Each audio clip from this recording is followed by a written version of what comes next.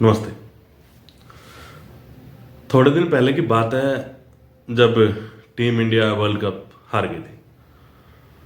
तो सभी खिलाड़ी परेशान थे, दुखी थे और उनके सैड चेहरे देख के काफ़ी दुखी मन हो रहा था। सभी लोग स्टेटस पे उनके फ़ोटो लगा रहे थे और फील हो रहा था यार, हार गई टीम इंडिया। तो मैं भी काफ़ी निराश था। दुख हुआ मेरे को भी रोहित शर्मा को देख के कि यार बंदा वर्ल्ड कप मैच हार गए हैं टीम इंडिया और ये सब। तो किसी ने मेरे को कहा कि भाई रोहित शर्मा 250 से 300 करोड़ रुपए का मालिक है। अपनी जेब देख, तेरी जेब में 250 रुपए नहीं होंगे। और वाकई यार ये बात बिल्कुल सच थी, मेरी जेब में 250 रुपए भी नहीं थे। तो उसने कहा कि यार उनकी लाइफ ठीक है, 2 दिन बाद में या 1 घंटे बाद में 2 घंटे बाद में वो सब चीज़ें नॉर्मल हो जाएंगी। अपनी लाइफ देखो, अपनी ज़िंदगी जियो, अपनी लाइफ को ग्रो करो। बात बिल्कुल ठीक थी यार। चलिए आगे बढ़ते हैं। फिर आता कल का दिन। कल रात से ही मैं काफ़ी परेशान। साक्षी मलिक, जिन्होंने कुश्ती से त्याग दिया है, कुश्ती को त्याग दिया है, कुश्ती से संन्यास ले लिया। कल वो बेचारी रो रही थी। बेचारी मैं इसलिए कह रहा हूँ कि यार सरकार ने उसके साथ या इस सिस्टम ने उसके साथ जो रवैया किया है, वाकई बेचारी बना दिया। नहीं तो एक बहादुर पहलवान थी वो, और है।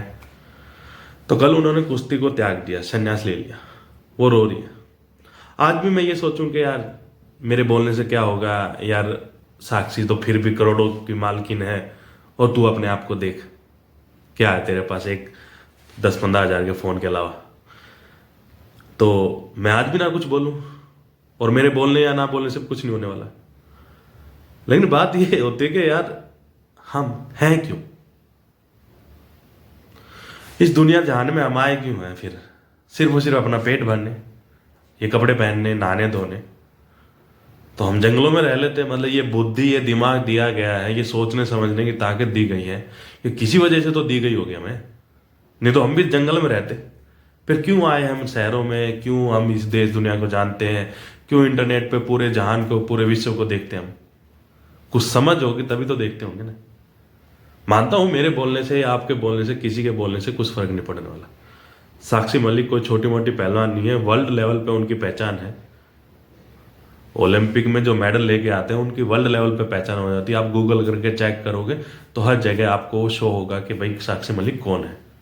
लेकिन इतनी बड़ी पहचान, धन दौलत सब कुछ होने के बावजूद, एक रुतबा होने के बावजूद उनको इंसाफ नहीं मिला। तो ये दिखाता है फुल ऑन तानाशाही, कि वाकई भारत में तानाशाही चल रही है। किसी को नहीं लग रहा होगा तो नहीं लग रहा होगा। तो ये बात तो है तानाशाही की। दूसरी बात, अगर हम आवाज़ नहीं उठाते हैं, हम बिल्कुल कुछ भी नहीं बोलते हैं, तो ये दिखाता है कि हम गधों या घोड़ों से, गधे ही कहूँगा, घोड़े तो बहुत ऊपर हो जाते हैं। गधे या सूअर, इनसे ऊपर भी नहीं है हम इनसे भी नीचे हैं अगर हम किसी भी गलत चीज़ के लिए नहीं बोलते। मानता हूँ हमारे बोलने से कोई फर्क नहीं पड़ने वाला, लेकिन एक सोच, शायद आपकी सोच, आपके बोलने से कोई एक आदमी के कानों में ये बात जाती है तो उसको तो ये अच्छा लगेगा कि हाँ ऐसे लोग भी हैं, या ऐसे लोग भी जी रहे हैं, या ऐसे लोग भी हैं। एक काउंटिंग तो होती है ना। कोई नहीं बोलेगा तो ऐसा लगेगा कि भाई बस जो सरकार कर रही है या जो हो रहा है वही सब ठीक है, वो सब अच्छा है। इस 2-4 मिनट की वीडियो से मुझे भी पता है कुछ फर्क नहीं पड़ने वाला। लेकिन ये 2-4 मिनट की वीडियो मैं इसलिए बना रहा हूँ कि कल हमारे ही शहर में कुछ लोग जुलूस निकाल रहे थे और कांग्रेस के, राहुल गांधी के पुतले फूक रहे थे। उनका कहना था कि ओबीसी समाज का अपमान हुआ है, जाटों का अपमान हुआ है, किसानों का अपमान हुआ है। अपमान क्यों हुआ है? कि भाई जो जगदीप धनखड़ जी हैं उनका मजाक उड़ाया गया है। 150 सांसद आपने क्यों निलंबित कर दिया, सस्पेंड कर दिया, उसका कोई जवाब नहीं है। हर जगह सिर्फ एक ही नारा गूंज रहा है कि भाई साहब जगदीप धनखड़ जी उपराष्ट्रपति, उनका अपमान हुआ है। 150 सांसद सस्पेंड कर दिया, उसके बारे में कहीं कोई चर्चा नहीं। जगदीप धनखड़ जी का अपमान हो गया। या जिसको सस्पेंड करेगा वो कुछ तो बोलेगा ही। आपने क्यों सस्पेंड किया वो तो बता दीजिए। तो इस तरह की तानाशाही चल रही है। रामायण में सबको पता चल गया था, या हर आदमी जानता है कि भाई सीता जी को जब शूर्पणखा मारने के लिए दौड़ी, उस समय लक्ष्मण जी ने उनके नाक और ये कान जो है काटे थे। लेकिन हर जगह चर्चा क्यों थी? लक्ष्मण ने शूर्पणखा के नाक कान काट दिए। किसी लंकावासी ने उसको ये तक नहीं बोला भाई आप क्यों गए थे, आप वहां क्यों गई, आप उनकी वो सुरक्षा भंग करने गई, आप उनको छेड़ने गई, आप उनको परेशान करने गई, आप क्यों गई? हर तरफ सिर्फ एक ही बात, भाई नाक कान काट दे, उनकी स्त्री को हरण करो, उनका सत्यानाश कर दो। और रावण चल पड़े फिर।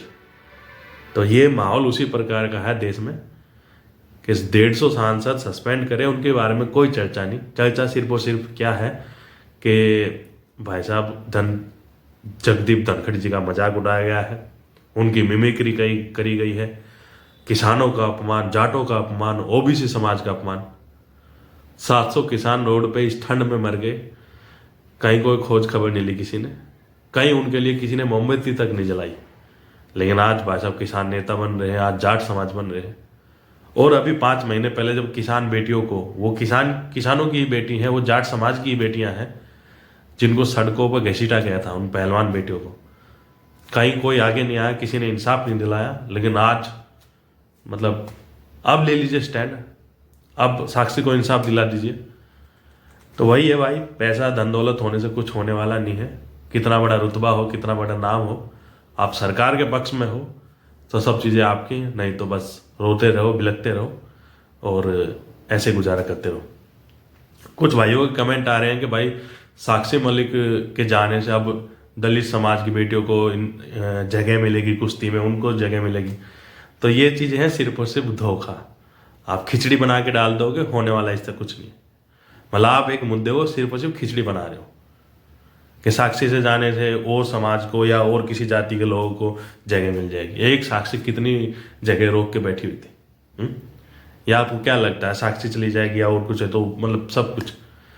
तो ये आपको बहकाया जा रहा है, पागल किया जा रहा है। खून में होता है ये रेसलिंग। मैं चाहूँ आज मैं रेसलर बन रहा हूँ, ऐसा नहीं होता। आप मानो या ना मानो, इस कमेंट में गाली भरो, कुछ भी बोलो, लेकिन ये रियलिटी है। जीन्स नाम की भी कोई चीज़ होती है यार। एक जीन्स में जो होती है ना, वो ताकत अलग ही होती है।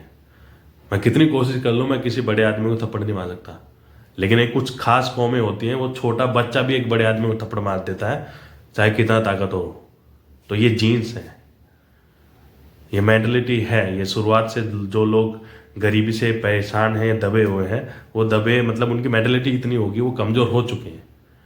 तो वो पहले अपनी स्थिति सुधारें, तब वो कहीं जाके स्टैंड लेंगे। मतलब आप समझ पा रहे हो तो समझ पा रहे हो, नहीं तो चलिए। यहाँ तक आपने मेरी बात, मेरी चर्चा, मेरी बकवास जो भी सुनी, आप सबका थैंक यू फॉर वॉचिंग। जय हिंद, जय भारत। बोलना ज़रूरी है, किसी को फ़र्क पड़े या ना पड़े, अपनी दिल की तसल्ली के लिए, अपनी अंतरात्मा को खुश करने के लिए बोलना ज़रूरी है। क्योंकि नहीं बोलोगे तो एक दिन बहरे तो हो, गूंगे भी हो जाओगे।